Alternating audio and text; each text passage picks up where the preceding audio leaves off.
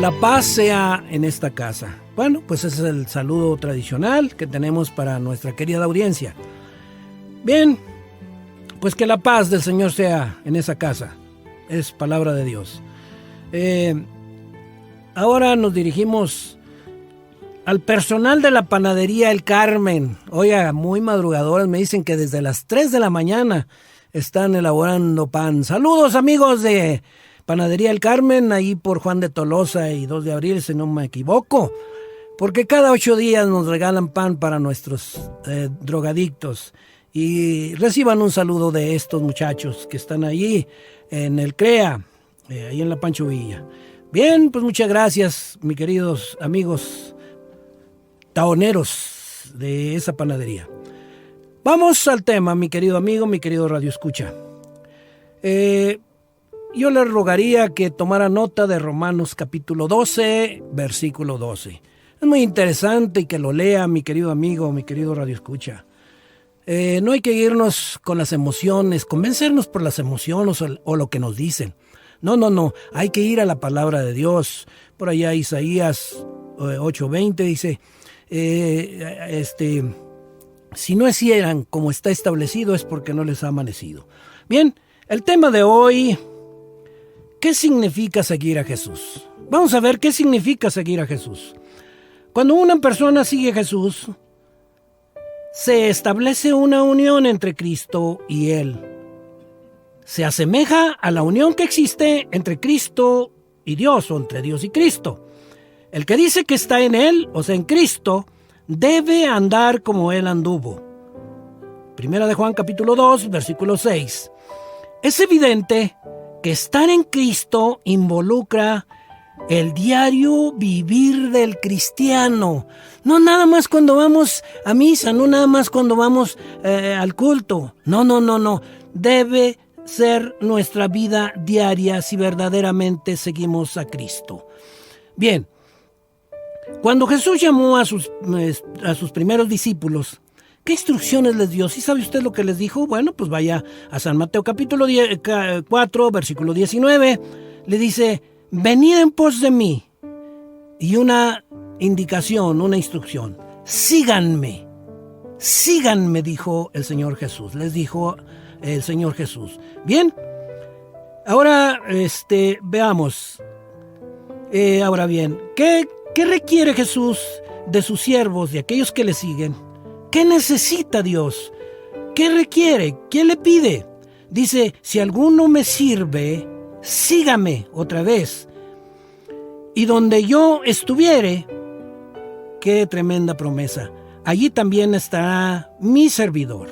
Si alguno me sirviere, mi Padre le honrará. O sea, el Padre tendrá una buena opinión del que le siga y tendremos un puesto muy honroso. Vaya usted a San Juan capítulo 12, versículo 26 y Colosenses 2:6. Bien, ahora, ¿qué involucra seguir a Jesús? ¿Qué implica? Vamos a ver algo de estos. Es necesario que lea usted los textos que yo le doy para que tenga mayor información. Lo que involucra es, Jesús dijo a sus discípulos, si alguno quiere venir en pos de mí, niéguese a sí mismo, tome su cruz y sígame. Esto es muy coloquial, muy común. Ahora, ¿pero qué indica? ¿Qué implica? Bueno, pues simple y llanamente que en todo momento debemos poner a Jesús en primer lugar. Y Él nos lo dice por ahí en San Mateo capítulo 6, versículo 33. Léalo por favor, se lo ruego, para que usted tenga más conocimiento. ¿Por qué esta situación? Bueno, pues porque generalmente nosotros creemos en Dios. El otro día yo lo decía en otro medio de difusión. Nada más de boca, y cuando necesitamos clamamos al Señor. Por allá en San Mateo capítulo 7, versículo 21 dice, no todo el que me dice Señor, Señor entrará en el reino de los cielos, sino el que hace la voluntad de mi Padre. Hay que ser hacedores, no tan solo oidores. Entonces involucra muchas cosas seguir a Cristo, pero una de ellas es ponerlo en primer lugar. Primer lugar para Cristo en nuestras vidas. Aquí viene una cuestión que sería conveniente lo analizara, lo pensara muy detenidamente. Dice, las ovejas de Cristo, ¿cómo responderán a su voz? Mire, dice, mis ovejas oyen mi voz y yo las conozco y me siguen. San Juan capítulo 10, versículo 27. Esta metáfora o este ejemplo, ovejas, si usted se fija, vamos a ir un poquito a usar unas palabras fuertes cuando se asesina a una oveja o a una cabra o a un cerdo. ¿Se fija usted cuánta gritería, cuánto ruido hacen estos animalitos cuando los matan? Bueno, pues la oveja es mansa. Incluso al caminar, si usted se fija, camina tranquila, hasta con la cabeza baja. Bueno, pues eso es lo que nos pide el Señor, que seamos mansos y humildes de corazón. Por eso nos maneja ahí, mis ovejas oyen mi voz. Y toma ese ejemplo. Nosotros debiéramos ser como estos animalitos nobles, mansos, como ovejas, como corderos. Dice, ellos oyen mi voz y yo los conozco y me siguen. Precisamente, las ovejas son muy obedientes. Si usted se fija, los cabritos pues, son muy dinámicos y siempre andan brincando. La oveja es distinta. Así quiere Jesús que seamos nosotros. Bien, aquí hay una conclusión y la vamos a detallar más. Dice, seguir a Cristo requiere un sacrificio de nuestra parte, o sea, un tremendo esfuerzo, porque no es fácil seguir a Cristo. Siempre hacer lo bueno es más difícil, a eso me refiero. Y hacer lo malo, pues no es tanto. Pero las dos cosas tienen consecuencias. No hay terreno intermedio, ojo en esto. No existe el término medio en las cosas de Dios. O estás conmigo o estás en mi contra. Aunque algunas gentes discuten esto. Pero es que nos indica que debemos definirnos a seguir a Cristo o a no seguirlo. Y prácticamente, si no seguimos a Cristo, pues estamos siguiendo a otro espíritu. Así pues, cualquiera de vosotros que no renuncia a todas las cosas que posee, no puede ser mi discípulo. Lucas 14:33. Pero mire, aquí vamos a comentar algo. A veces tomamos las cosas extremadamente literales. Dice, si no dejas lo que posees, todo lo que posees, y me sigues, no puede ser mis discípulos. Yo nada más quiero hacerle la reflexión siguiente, mi hermano. Job siguió a Jesús, a Dios pues, a Jehová, y no dejó sus propiedades.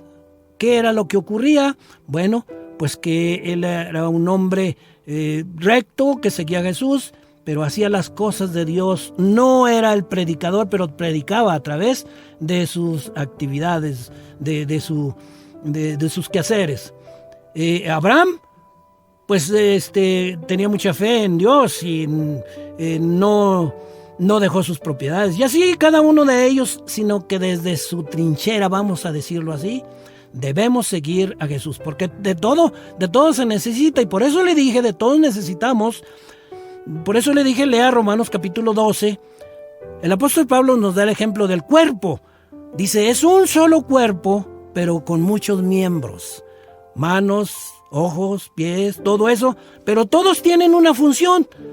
Entonces, mi querido amigo, no es precisamente que todos seamos, predicadores, sacerdotes, vamos a decir, pastores, misioneros. No, requerimos del auxilio, del apoyo de todos. Entonces, pues hay que tener cuidado en esto. Dice, así pues, cualquiera de vosotros que no renuncia a todas las cosas que posee, no puede ser mi discípulo. Bueno, analícelo usted Y yo le recomiendo que lea precisamente Primera de Corintios, todo el capítulo 12. Yo mientras tenemos tiempo le voy a comentar algo. Mire, vamos en principio a Primera de Corintios 12, en el 1, vamos al 11. Dice, y todo esto es obra del mismo y único Espíritu. Bien, ¿qué es lo que estamos viendo aquí en este momento? Mire, de entrada, de inicio, el capítulo 12 en mi Biblia que yo manejo dice, dones espirituales y armonía. O sea, ¿qué nos está indicando aquí? Que Dios o el Espíritu Santo reparte los talentos en una forma equitativa para que exista equilibrio. Ahora, ¿pero qué son los dones? ¿Qué son los talentos? Bueno, pues es lo que muchas de las veces decimos, las habilidades que nosotros tenemos. Y bien, por ejemplo acá, mire, dice, acá en el 12:29 dice, ¿acaso son todos apóstoles? ¿Son todos profetas? ¿Son todos maestros? ¿Pueden todos hacer milagros? Entonces vea usted cómo a cada quien Dios reparte los talentos como se necesitan, como Él cree conveniente. Y vamos a ver aquí un comentario que viene en la Biblia que yo manejo, la católica. Dice, fíjese bien, el Espíritu da lo que la iglesia necesita en un lugar y momento determinado. Entonces por eso hay armonía, por eso hay equilibrio.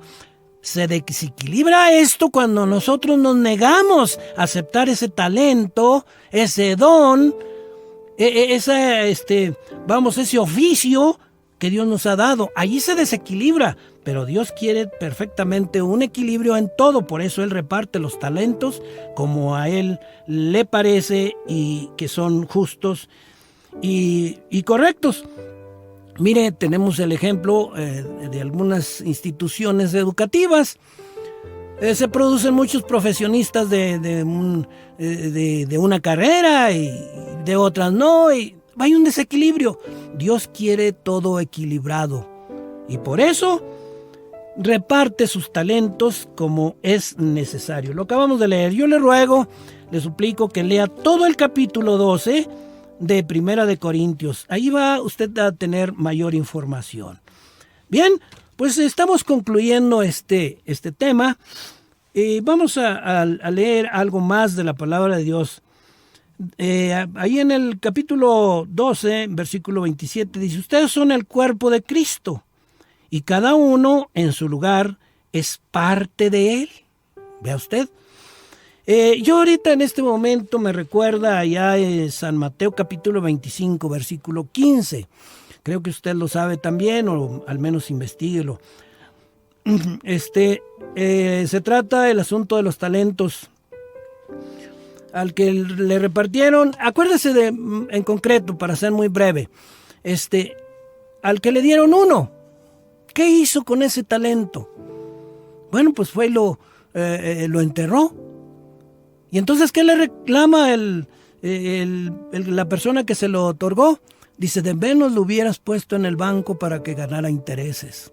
Entonces, ejerza su talento, practique su talento. Por supuesto, cuando le estoy hablando de practicar y ejercer su talento, me estoy refiriendo, claro, a las cuestiones de Dios. Y las cuestiones de Dios no solamente se llevan al cabo en la iglesia, ya no acabamos, o en el templo. No, esto también sucede, ¿en dónde? En nuestra vida, en nuestro diario vivir. Según la habilidad, según el talento que usted tiene, no lo entierre, no lo sepulte, porque le va a pedir cuentas Dios nuestro Señor, porque cada uno tenemos una función, lo acabamos de leer aquí. Dice, ustedes son el cuerpo de Cristo y cada uno en su lugar es parte de Él. Vamos a leer un poquito más adelante. En primer lugar, están los que Dios hizo apóstoles en la iglesia. O sea, en primer lugar están los apóstoles de la iglesia. En segundo lugar, los profetas. En tercer lugar, los maestros. Y después vienen los milagros y así sucesivamente, dice, cada uno en el lugar de su carisma, de su don. Bien, pues mi querido amigo, sírvale al Señor, siga al Señor, pero aproveche su talento. Yo recuerdo alguna lectura donde el Señor Jesucristo era muy amigo de Lázaro, aquel que resucitó al cuarto día, y de María y de Marta. Según leía, pues ellos eran económicamente o tenían un estatus considerable. Entonces ellos le apoyaban económicamente y había otros que también le apoyaban económicamente. O sea, todos debemos trabajar para todos. Eso es lo que Dios quiere. Lo que sucede es que nosotros en ocasiones rechazamos esos talentos y queremos otros más. Yo, por ejemplo, decía alguna ocasión, Dios me dio este talento de ser profesor, me seguí preparando, llegué a ser director y terminé como supervisor de zona. Entonces hay que mejorar nuestro talento al servicio de Dios. Y si servimos a Dios, si servimos a la comunidad, estamos sirviendo a Dios con el talento que Dios nos ha otorgado. El Espíritu Santo sabe perfectamente bien, ya lo leímos, lo que se necesita en este medio. No vayamos en contra de las cosas o de las decisiones de Dios, porque por eso a veces nos va mal, nos va como nos va. Bien, pues ojalá, mi querido amigo, que sigamos a Cristo, dejando de lado a veces la pereza y poner en práctica nuestro talento sirviéndole al Señor Jesús, porque eso es lo que hizo con los apóstoles. Cuando ellos vinieron, es cierto, ellos sí dejaron casa y todo, pero le siguieron. Nosotros desde desde nuestra trinchera, desde nuestra casa, desde nuestra vida podemos servir a Jesús. Según lo que estamos viendo aquí con estos seguidores de Dios, de Job, de Abraham, de Isaac, todos los hombres de Dios.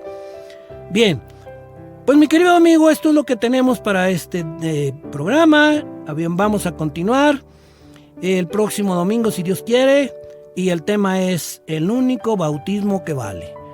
Bien, vamos a hablar del único bautismo que vale. Nos veremos la próxima semana, si Dios nos da licencia, para tratar el único bautismo que vale. Hasta la próxima, si Dios así lo permite.